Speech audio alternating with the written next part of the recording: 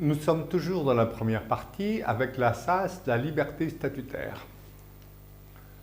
On a vu précédemment la comparaison SAS, SA, SARL et également la SAS à l'IS et la société civile à l'IS, la SAS notamment immobilière. Voyons maintenant la liberté statutaire de la SAS, la société par action simplifiée. La liberté statutaire de la SAS, en fait, nous est autorisée, nous est donnée par le Code du commerce. Et voici donc les articles qui concernent la SAS indirectement. C'est toute la difficulté d'ailleurs de l'application de la SAS, c'est que les textes qui font référence à la SAS sont des renvois. Des renvois par rapport à la société anonyme, par rapport aux valeurs mobilières. Et également, il faut se référer à la disposition générale du Code civil. Mais rappelez-vous, les dispositions spéciales l'emportent toujours sur les dispositions générales. En ce qui concerne l'ensemble des sociétés, dispositions générales, on a l'article 1834. Les dispositions du présent chapitre sont applicables à toutes les sociétés, sauf si l'on est disposé autrement. Et on commence par le 1836, alinéa 1, les statuts peuvent être modifiés à défaut de clause contraire que par l'accord unanime des associés. Comme il n'y a aucun texte spécial dans le Code du commerce qui concerne la SAS, eh bien c'est cet article qui s'applique, sauf clause contraire. Donc, une des premières clauses à mettre dans les statuts, c'est d'écarter l'unanimité. On peut confier la modification des statuts, alors il vaut mieux le confier non pas au président, vous voyez le président il préside, il est dans l'opérationnel, dans la stratégie, mais tout ce qui concerne les statuts, la société en elle-même, la vie sociale, on va le soumettre aux associés.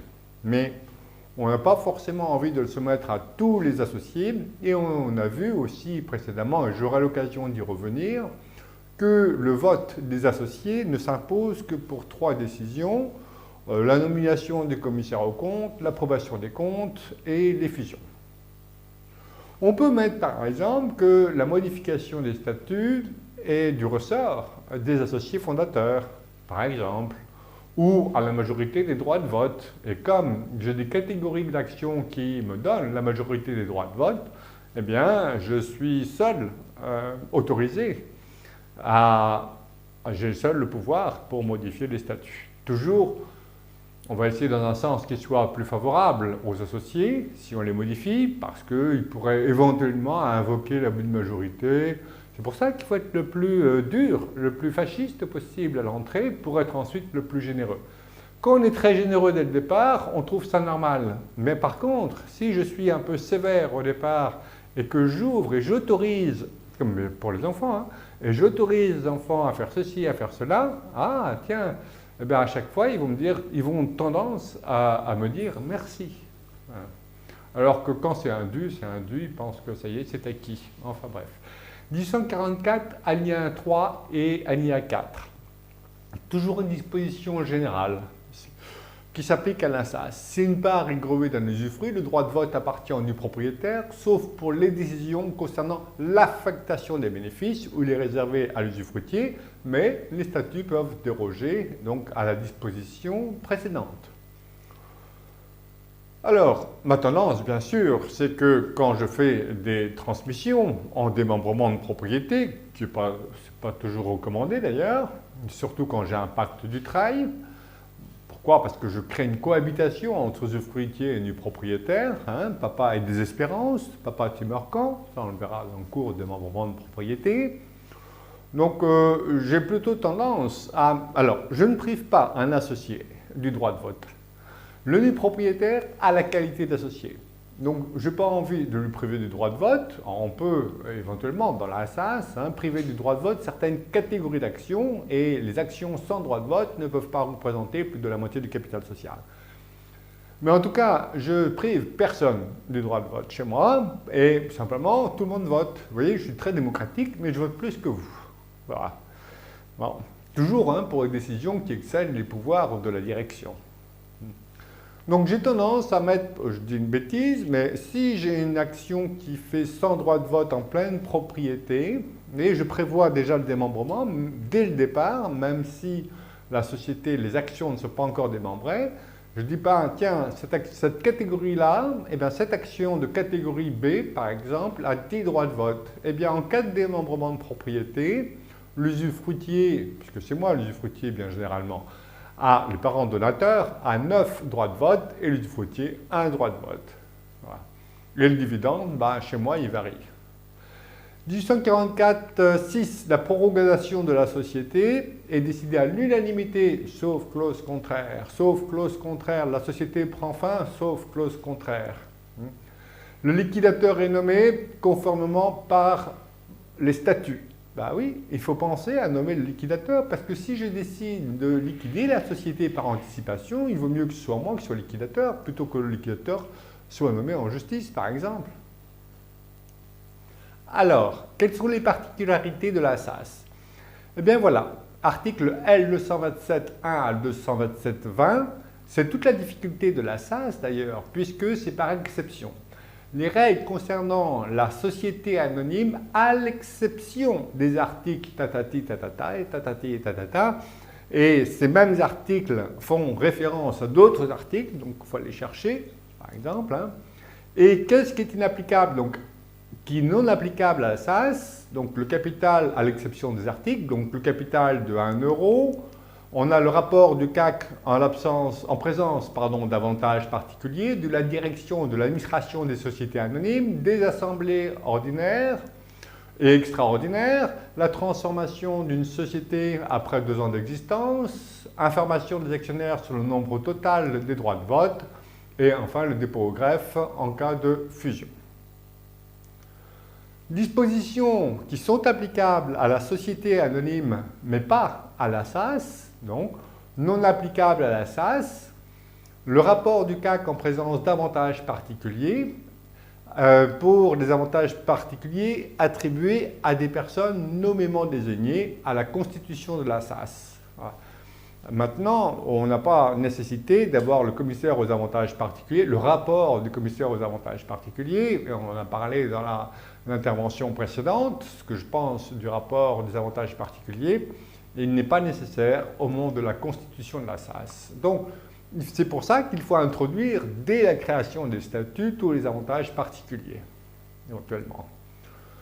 La création de la société avec avantages particuliers, donc SAS, pas de rapport. Société anonyme, ouais, rapport du CAC.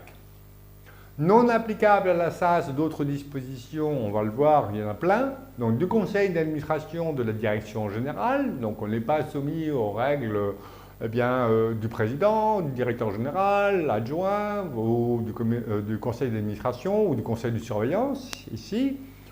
Les dispositions communes aux mandataires de sociétés anonymes et les assemblées d'actionnaires, les AGO, les AGE. Il n'y a pas de nécessité dans la SAS. D'ailleurs, on n'a pas intérêt à les prévoir, les AGO, les AGE dans la SAS. Pourquoi? Parce que ça va être plus de la moitié des droits de vote et puis plus de la moitié, plus des 2/3 pour les AGE. Non, donc dehors. D'ailleurs, on veut voir que dès lors qu'on a affaire à la participation ou au vote des actionnaires, ce n'est pas l'AGO, ce n'est pas l'AGE, c'est la collectivité des associés. Dès lors qu'on voit, sauf si les statuts le précisent autrement, bien sûr, mais si les statuts ne précisent pas AGO, AGE, eh bien, il faut toujours entendre par collectivité des associés. Encore, ce qui est applicable à la société anonyme et pas à la SAS, le conseil d'administration, les administrateurs, la limite de l'administration.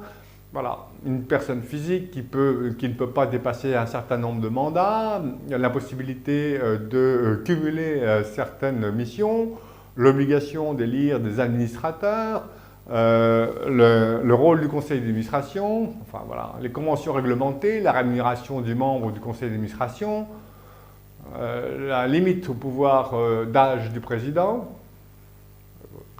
on fait ce qu'on veut. Les limites du mandat du DG, la révocation du DG par le conseil d'administration, non applicable tout ce qui concerne la société anonyme avec directoire et conseil de surveillance, ne sont pas applicables à la SAS. Les assemblées d'actionnaires non applicables encore à la SAS, donc dehors les AGO et dehors les AGE. Voilà, c'est la collectivité des associés qui va décider. Et encore, toujours non applicable à la SAS, donc ça je passe, et non applicable à la SAS, modification des statuts par la seule AGE, hein, on l'a vu tout à l'heure, sauf clause contraire, le changement de nationalité, les compétences de l'AGO, le quorum, la majorité de droit de vote, tout ça n'est pas applicable à la SAS. Et encore, plein de mesures qui ne sont inapplicables à la SAS. Le contenu du rapport de gestion, c'est trop formalisé pour une société anonyme, pas pour la SAS. D'ailleurs, on n'est même pas obligé pour la SAS de publier les comptes auprès du greffe. Ah, bon.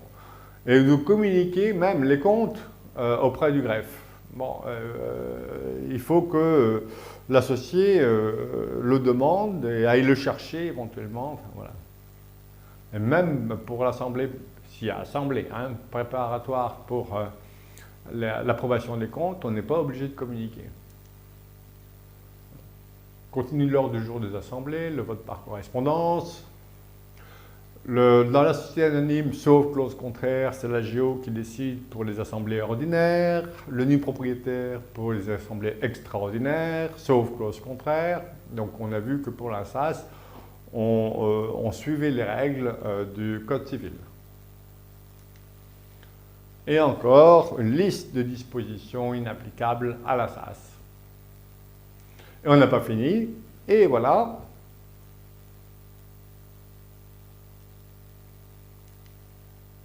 Et les pouvoirs de l'AGO des sociétés anonymes.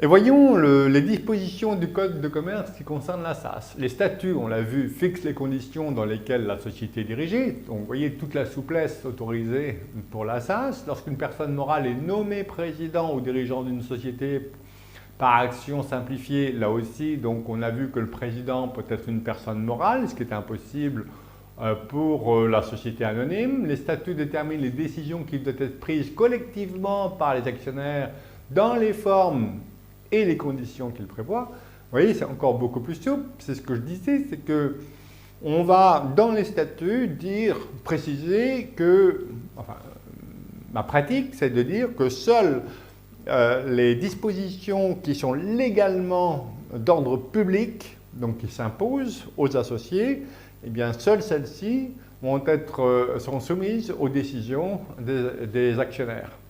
Toutes les autres, non. Toutes les autres sont prises, par exemple, soit par les associés fondateurs, soit à la majorité des droits de vote, sans avoir à consulter l'ensemble des actionnaires. Sauf pour les 3 décisions qu'on a vues précédemment. Donc, on a vu certaines opérations sur le capital, la nomination du commissaire aux comptes et les comptes annuels des bénéfices. Ici, ce sont des attributions exercées collectivement par l'ensemble des associés. Mais votez, mais il y en a qui votent plus que d'autres.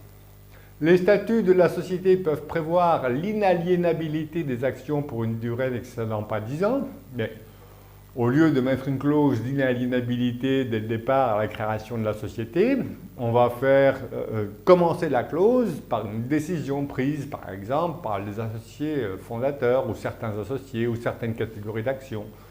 Donc, on ne fera pas courir la clause d'inaliénabilité lorsque les enfants sont mineurs. Ça ne sert à rien, puisque c'est moi qui décide à leur place. Mais par contre, à partir de leur majorité, par exemple. Puis, j'ai d'autres possibilités. Je peux aller au-delà de 10 ans si j'utilise une clause d'inaliénabilité relative au Code civil. Les statuts peuvent soumettre toute cession d'action à l'agrément préalable de la société. Le principe pour les sociétés par action, c'est la libre négociabilité. Mais vous voyez bien qu'on va complètement restreindre la négociabilité pour la SAS. Et on va agréer donc les entrants, mais moi je vais aussi agréer les sortants. Il faut qu'ils demandent l'autorisation. Et les statuts peuvent prévoir qu'un associé soit obligé de céder ses actions. Alors, il faut mettre les motifs dans les statuts, hein, parce que sinon ça pourrait être un abus de majorité, par exemple. Mais dès lors que les règles sont écrites, et la mésentente avec le président, avec telle catégorie d'associés ou tel porteur de catégorie d'action, eh bien, c'est un motif pour exclusion de l'associé. Par exemple, on va regarder aussi qui décide de l'exclusion. Et les statuts peuvent ne pas préciser les modalités du prix de cession, par exemple. Alors, on peut même préciser quel sera le prix de rachat en cas d'exclusion. On n'est pas obligé de retenir la valeur vénale. C'est dur. Et on va pouvoir, au sein de la SAS, comme pour la société anonyme maintenant, pouvoir introduire des actions de préférence. Donc, on va utiliser la souplesse des statuts de la SAS et on va rajouter la couche des actions de préférence. Alors là, quel bonheur! On crée des catégories d'actions, donc c'est vrai que le principe, il va falloir respecter le principe d'égalité au sein d'une même catégorie d'actions. Mais vous voyez bien qu'on va créer des inégalités entre catégories. Et L228-11 du Code de commerce, les actions de préférence, il peut être créé au début de la société ou en cours de vie sociale des actions assorties de droits particuliers de toute nature. Le droit de vote peut être aménagé, le droit aussi, bien sûr, le droit financier, hein, les dividendes, le boni, voire le mal de liquidation. Il peut être institué pour une période déterminée, suspendu. Alors, après, il faut toujours prévoir, bien sûr, les modalités, les conditions de cette suspension. Les associés peuvent nommer plusieurs CAC. Bon, commissaire aux comptes, simplement, on ne va pas se faire plaisir uniquement, on va recourir au CAC uniquement quand il y a nécessité. Et les voici les nécessités. Des obligations légales, certains seuils dépassés, ou à la demande en justice d'un actionnaire qui dispose de plus de 10% du capital. Mais pourquoi 10% du capital? Allez savoir, ça aurait dû être 10% des droits de vote, ça ne fait rien. Alors le CAC, s'il n'a pas été désigné par la société, eh bien, il fait un rapport sur les conventions réglementées, mais a posteriori, contrairement à la société anonyme. La SASU, l'associé unique, exerce les pouvoirs dévolus aux associés.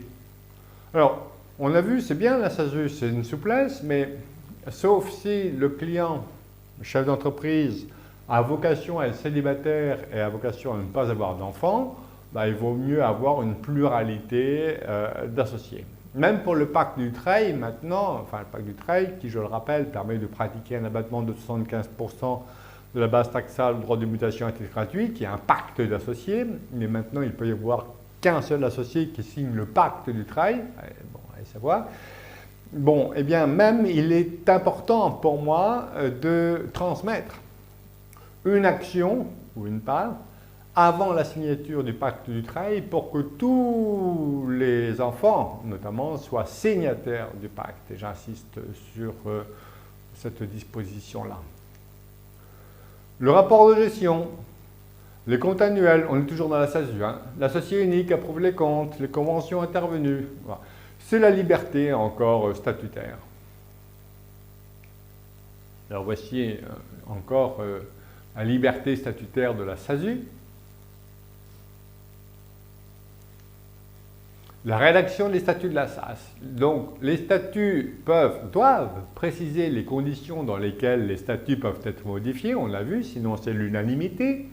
La nomination du président, l'étendue de ses pouvoirs. Hein. On a vu qu'on peut avoir le président fondateur qui a tous les pouvoirs, le président non fondateur dont les pouvoirs peuvent être déjà modifiés, limités. Et ensuite, les futurs présidents, peut-être successifs, on a peut-être intérêt à limiter leur pouvoir. Ça dépend le style de gouvernance que l'on veut instituer. On va prévoir en tout cas les présidents successifs. Je vais même pouvoir nommer par anticipation les présidents qui vont me succéder dans les statuts, mais je m'autorise à les révoquer par avance avant que leur fonction ne soit effective, par exemple.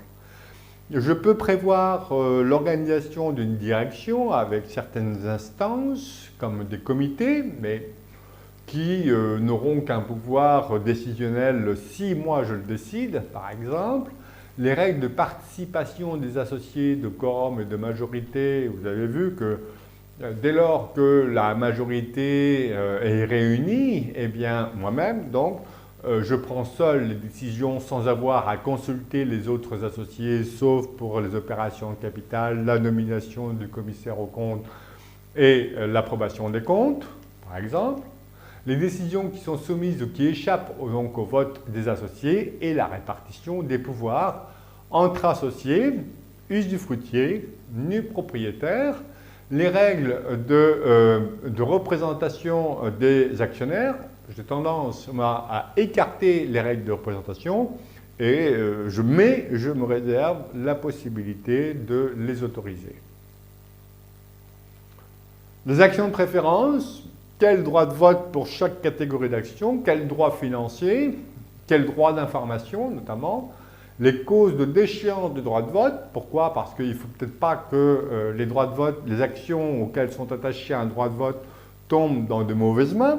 Donc peut-être que j'ai intérêt, dans certaines conditions, à prévoir la déchéance de certains droits particuliers, pas forcément celui du droit financier, mais peut-être celui du droit de vote pour ne pas attribuer notamment à un héritier des pouvoirs excessifs, la répartition de dividendes et du boni liquidation, le droit à l'information, les conditions d'entrée, les clauses d'exclusion, les clauses d'inéligibilité, les clauses d'agrément, les modalités du prix de cession en cas de rachat des actions, la nomination du mandataire en cas d'indivision des actions. J'ai pas à attendre que les actions tombent. Alors, ça, c'est une disposition générale à toutes les sociétés et j'invite le professionnel à prévoir tout de suite dans tous les statuts le mandataire des parts sociales ou des actions indivises, la nomination de liquidateur, et voilà. Vous voyez ?